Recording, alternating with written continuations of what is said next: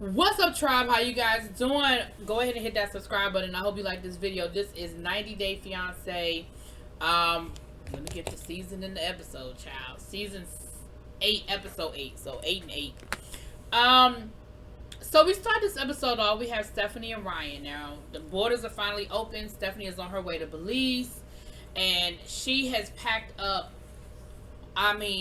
She's got a whole wardrobe for Ryan. She got a bunch of watches. Now, she got all these watches, and I ain't seen a watch box the first. Now, I understand that for packing purposes, maybe it's easier to take them out the box, but damn, you ain't have them in the box while you was waiting to travel. They just sitting around.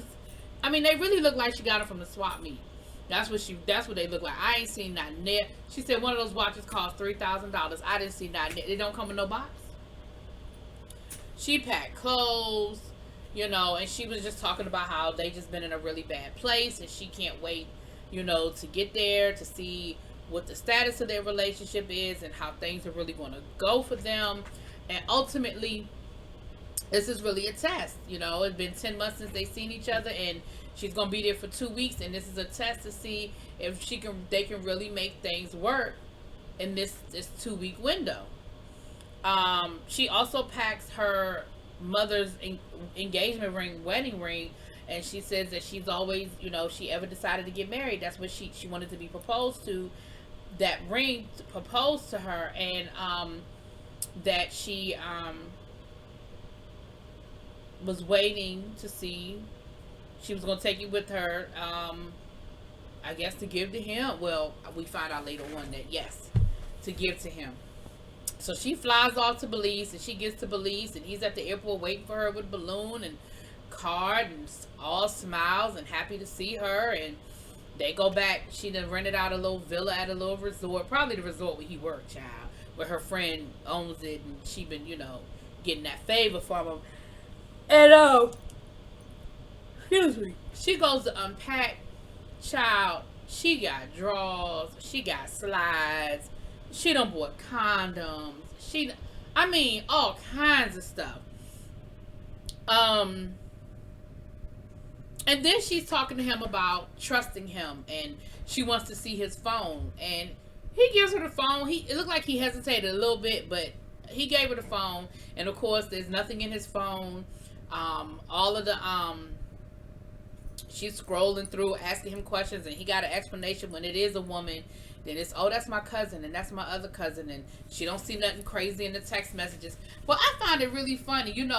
It's always interesting to me that the people, the ones that's out here doing the dirt, are always the ones looking for somebody else doing some dirt. Now, you didn't slept with his cousin, and you going through his phone looking for something wrong.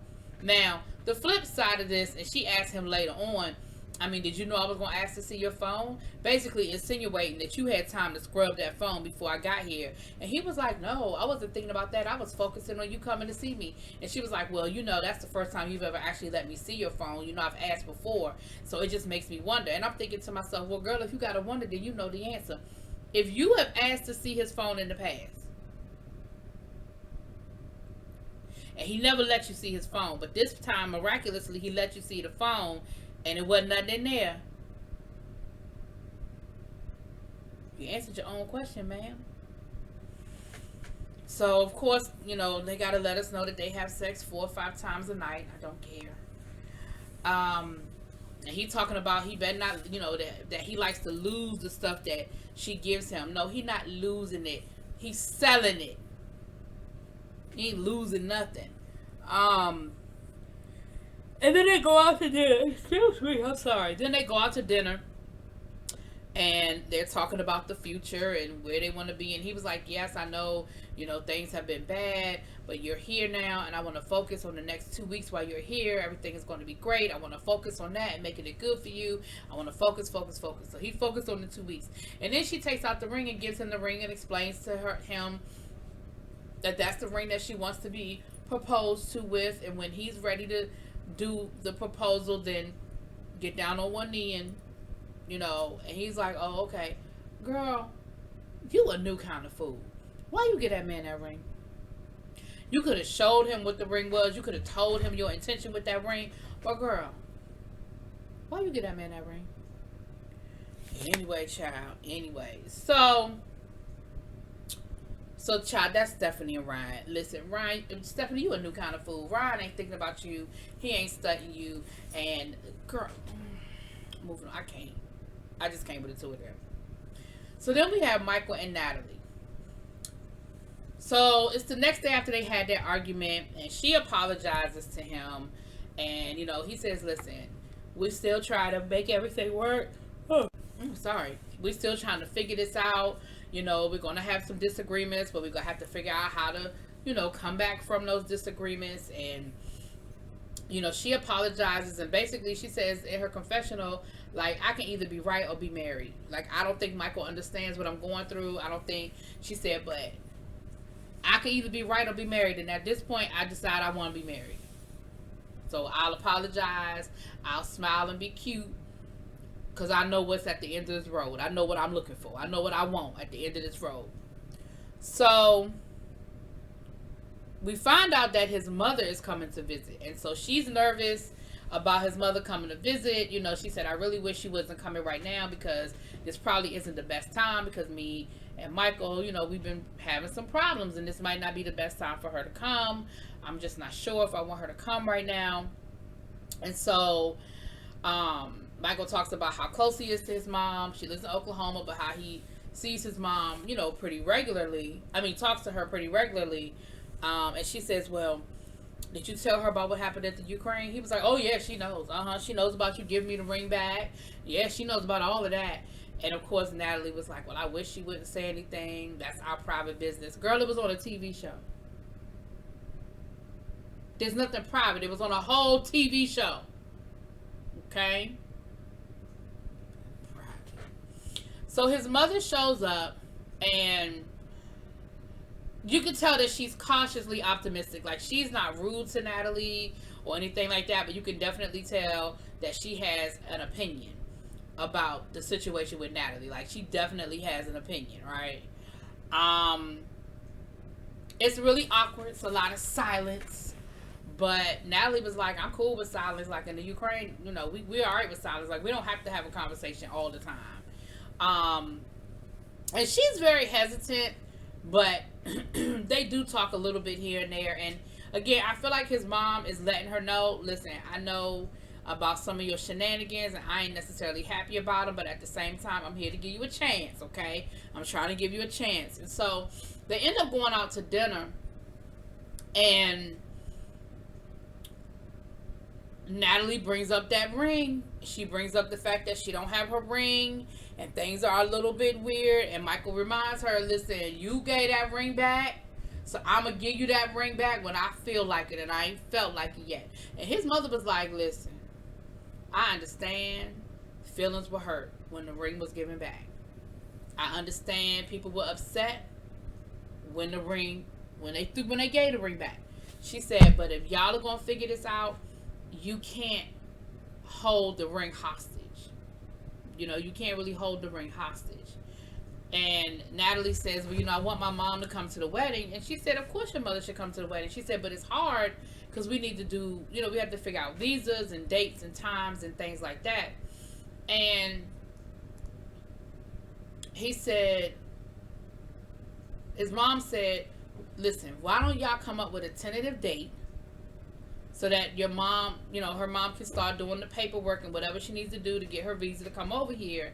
And if things don't work out, they just don't work out. But I'd rather y'all have it than to not have it. And they both agreed that that was a pretty good idea. And so the next day over breakfast, they come up with a tentative date. And they let their mom know they came up with a date and everything. Now, he still ain't gave that girl her ring back, okay? She still don't have that ring.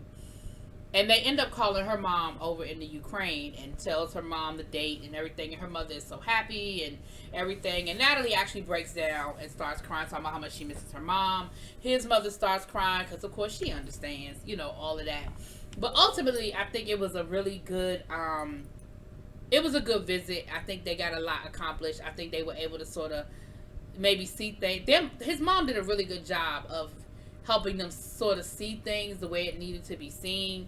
without really, I mean, there were a couple of times where you could tell that she was defending her son or on her son's side, but she wasn't overbearing with it like some people could be, and I could appreciate that. I could appreciate that. So it was a pretty good visit. I thought it was a pretty good visit. It went pretty well.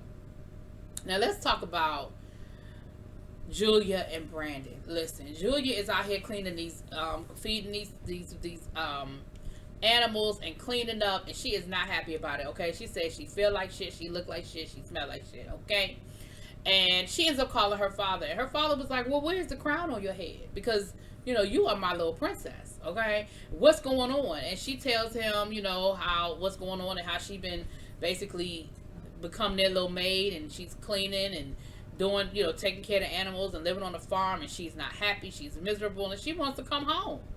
And he tells her, he said, "Listen, I'm sorry that I'm not closer, that I can't take care of you, but if Brandon can't step up and be the man that he promised you he was going to be, then you need to make some decisions. And if you need to come home, you can come home." And, she was like, "Well, I need to talk to Brandon." He was like, "Yeah, talk to Brandon." He said, and basically he said, Brandon need to man up. And what Natalie said, Julia said was, Brandon keeps saying, "We're going to move soon, we're going to move soon, we're going to move soon," but he never gives her a date. And so she said, "I'm not okay with soon anymore. I need to know, when are we moving? We need to move now because I'm not happy." And so she ends up calling Brandon. Honey, Brandon's still at work, and she starts yelling at him, telling him that she's ready to go, and if he don't move out and he don't give her a date that they moving out, then she going back to Russia. She's not happy, and she is miserable. He gonna say, "Well, I don't understand why you have a hard time. They're cute. Why you don't like feeding the cute little the cute little animals? What's the big deal? You're just feeding some animals. I don't see what's so hard about it. What's the big deal?" Brandon, see, that would have got you cussed out. Like, I'm okay with Julia cussing you out, because what are you talking about is not a big deal. So then he was like, "Listen, can we talk about it when I get home? Please, can we talk about it when I get home? I'm at work." She was like, "No, I want to talk about it now. Like, it's on my mind. I need to get it off my chest right now." So Brandon ends up coming home. I don't know if he came home from work early or what, but he came home, and she told him, she said, "Listen, I'm not happy. I am miserable." And he said it again. "Well, what's the big deal? You just, feeding some cute animals. You don't like feeding the cute animals?" She was like, "Listen, either we're moving out now, or I'm going back to Russia. You figure it out. You make up your mind what you want to do. But if this don't happen right now, deuces." So that's them. Now Yara and Jovi. Child, Yara done went down and got herself a pregnancy test. She said, "Listen, ain't nobody trying to be pregnant. I ain't ready to be pregnant. Jovi ain't ready to be pregnant. He already done showed me that he ain't ready to be no damn daddy. He's still partying and he ain't taking life serious. My doctor told me if I get pregnant again, it will probably be hard or take a long time. So I don't understand why I done got pregnant so fast. And I am not ready to be pregnant. I don't have no baby. We ain't married. I don't have no job. We not married. Like, we are not ready for this." She goes down to the Walgreens, honey, and gets a pregnancy test, honey. She get 2. And the test comes back positive. She calls her friend, lets her friend know she's pregnant, and what is she going to do about it? Well, Jovi's coming home soon, so I'll talk to Jovi. But she is not here for it, okay? She goes to pick Jovi up from the airport. Now, listen. Jovi done came down the steps with a drink in his hand.